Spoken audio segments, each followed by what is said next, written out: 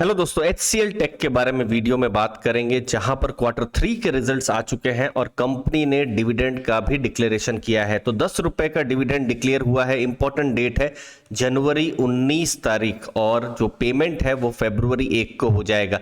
X dividend date जनवरी 19 है, ध्यान में रखिएगा। मतलब जिन इन्वेस्टर के पास 19 जनवरी से पहले स्टॉक है वो इस डिविडेंड के लिए एलिजिबल होंगे। ठीक है, यानी का कैसा हिस्ट्री रही है। बहुत कम कंपनियां होती हैं दोस्तों जो रेगुलर डिविडेंड देती है और उसमें से एक है HCL टेक। 80 क्वार्टर मतलब पिछले 20 साल से हर 3 महीनों में HCL टेक की तरफ से डिविडेंड आ रहा है और ये एक रिकॉर्ड मैं कह सकता हूं। बहुत कम कंपनियां ऐसा करती हैं और ये यहां पर एक रिकॉर्ड है। इनफैक्ट अभी भी ये तो क्वार्टर 3 में 10 रुपए का डिविडेंड आ रहा है, लेकिन क्वार्टर 1 क्वार्टर 2 में भी 10 रुपए करके डिविडेंड आ चुका है। तो टोटल 30 रुपए का डिविडेंड आइदर पे हो चुका है या फिर डिक्लेयर यहां पर हो चुका है HCL टेक के केस में, अभी जो फाइनेंशियल ईयर चल रहा है। अब कैसे रेवेन्यू रहे हैं, कैसा ग्रोथ रहा है।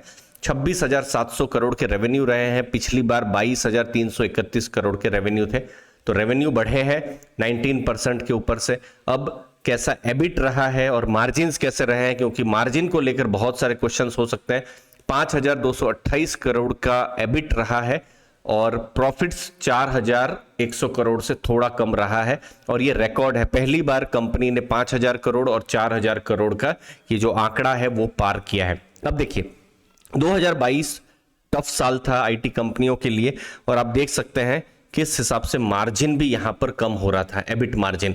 अब धीरे धीरे वो जो मार्जिन्स हैं वो बढ़ना यहां पर शुरू हुआ है, जो कि एक पॉजिटिव चीज है कि कंपनियां जो भी है रेवेन्यू कर रही है, मतलब उनका सेल्स हो रहा है, ग्रोथ हो रहा है, लेकिन खर्चे भी उनके बहुत ज्यादा हो जा रहे हैं। तो उसके कारण से मार्जिन देखिए एक टाइम में 17% हो गया था, अभी बढ़ के 19.6% हो गया, जो कि पॉजिटिव है।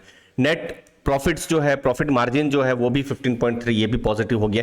अब हम बात करेंगे, अब तो अभी के मार्जिन्स तो बहुत अच्छे आ गए हैं, इनकम भी बहुत अच्छी आ गई। अब फ्यूचर में कैसा गाइडेंस है, तो जब सितंबर क्वार्टर के रिजल्ट आए थे अक्टूबर के महीने में, तो कंपनी ने कहा था कि उनका रेवेन्यू का गाइडेंस रहेगा 13.5 से 14.5%। मतलब इतने हिसाब से वो पूरे साल ग्रो करेंगे। मतलब जब भी अप्रैल में रिजल्ट आएगा तो इतना का उनका ग्रोथ होना चाहिए, ऐसा कंपनी ने कहा था। आप ऐसा मान सकते हो। अभी क्वार्टर 3 में कंपनी ने रिवाइज किया है गाइडेंस और कहा है हम 13.5 से 14% ग्रो करेंगे। मतलब थोड़ा लोअर रेंज जो है वहां पर। एबिट मार्जिन हमने देखा अभी 19.6%, तो कंपनी ने कहा है एक साल में हमारा मार्जिन 18 से 19% रहेगा, जो अभी कंपनी कह रही है रिवाइज करके कि हम 18 से 18.5% के मार्जिन में हम ग्रो करेंगे। तो ग्रो कर रही है company, no doubt. Revenue grow कर रहा है, मार्जिन्स भी जो है उन्होंने एक बैंड नैरो किया है। अब अप्रैल के महीने में हम वही एक्सपेक्ट कर सकते हैं कि रेवेन्यू ग्रोथ यहां पर इस रेंज में हो और एबिट मार्जिन जो है इस रेंज में हो। तो ये एक जो चीज रहेगी तो एक बहुत बड़ा यहां पॉजिटिव उस समय में यहां हो सकता है। इसीलिए दोस्तों हम बिजनेस पर फोकस करते हैं और क्वार्टर 3 के बहुत सारे रिजल्ट्स आ रहे हैं। हमारा टेलीग्राम ग्रुप आप ज्वाइन कर सकते हैं, जहां पर Q3 रिजल्ट से जुड़ी हुई हर इंपॉर्टेंट इंफॉर्मेशन आती रहेगी और हम लाइव क्लासेस भी लेते रहते हैं ताकि आपको मदद मिले।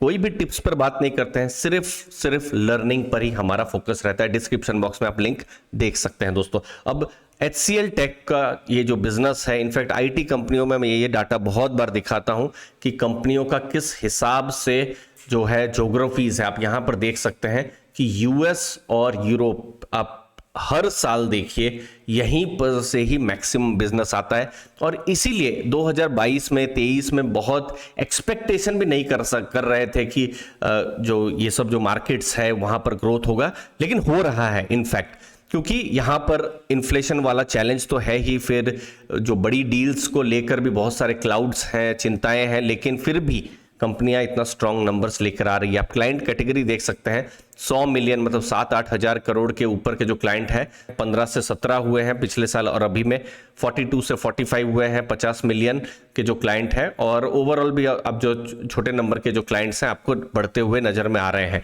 अब ये एक इंपॉर्टेंट चीज हमने देखा ना, मार्जिन इंपैक्ट कर रहे थे, क्यों कि जो लोग हैं जॉब छोड़ रहे थे, एट्रिशन बहुत था। तो पहले एट्रिशन का नंबर आपको मैं बता दूं, एट्रिशन का नंबर अगर आप देखेंगे जून के महीने में, मतलब जून क्वार्टर में अगर आप देखेंगे तब 12 महीने लगभग 24% था और अभी सितंबर में भी 23.8%, जो अभी घट के 21.7% हो गया, जो कि पॉजिटिव है। मतलब लोग अब कम जॉब यहां पर छोड़ रहे हैं। लेकिन सेम ट्रेंड हमने टीसीएस और इन्फोसिस में भी देखा कि जो नेट एडिशन है वो थोड़ा कम हो रहा है। देखिए 2,19,325 था, अब 2,22,270 है। ये कहीं ना कहीं ये बताता है कि कंपनियां स्लो हायरिंग कर रही है।